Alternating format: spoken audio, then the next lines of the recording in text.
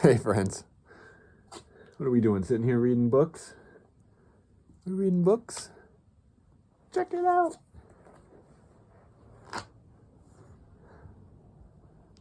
We're reading books. Waiting for Mama to get home from the doctor for a visit. Yeah, waiting for our brothers to get home.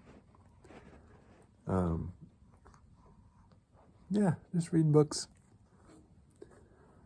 It's got me thinking about, reminded me of our scripture for Sunday.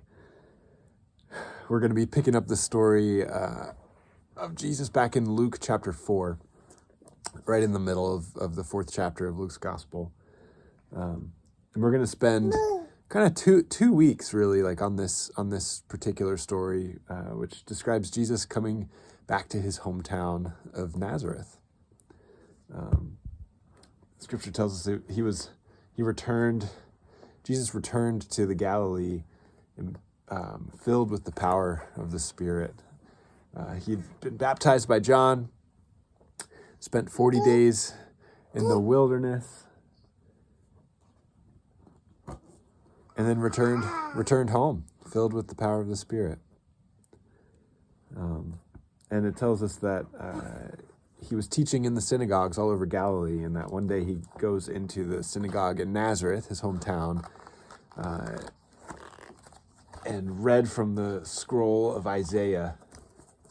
And he read the portion of the scroll that in our Bibles now is Isaiah 61, which is all about the year of Jubilee, the year of the Lord's favor, in which he says that the Spirit of the Lord is upon me to proclaim good news and set the oppressed free.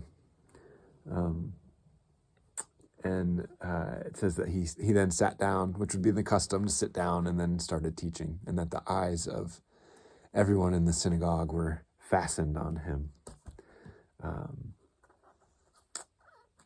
So as I said, we're going to spend about 2 weeks on this story, because there's the first half, which we'll talk about this Sunday, of Jesus returning filled with the power of the Spirit to the place where he's from. And then there's kind of like how they receive his message, which we'll talk about next week, which is, spoiler alert, it's not very well. This week we're going to talk about just kind of like what it means that Jesus returned in the power of the Spirit to the place where he was from. Nazareth at the time was a small town, probably smaller than Fillmore. A handful of families that whose history in that area spanned generations. And thinking about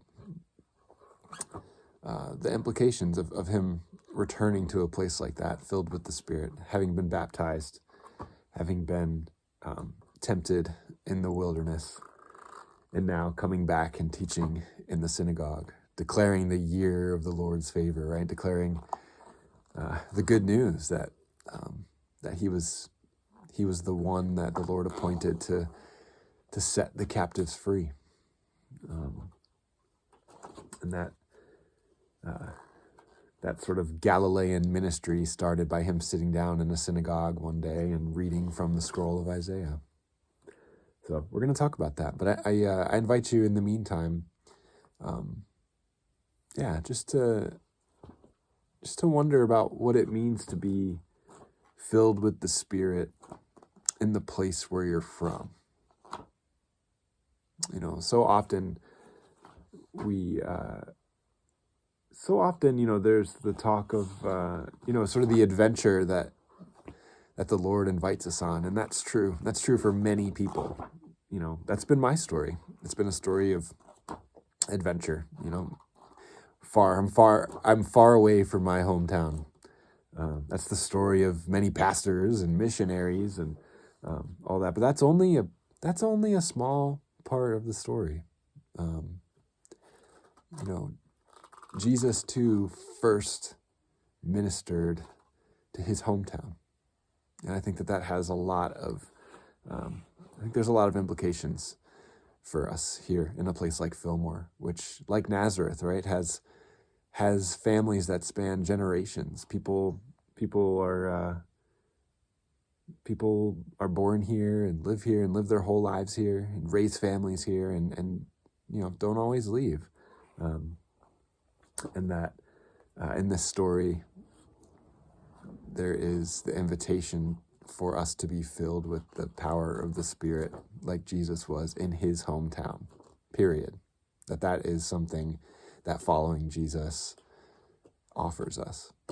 That you don't have to go on some kind of grand adventure. You don't have to move to a new place for the Spirit to work powerfully in your life and in your family's life.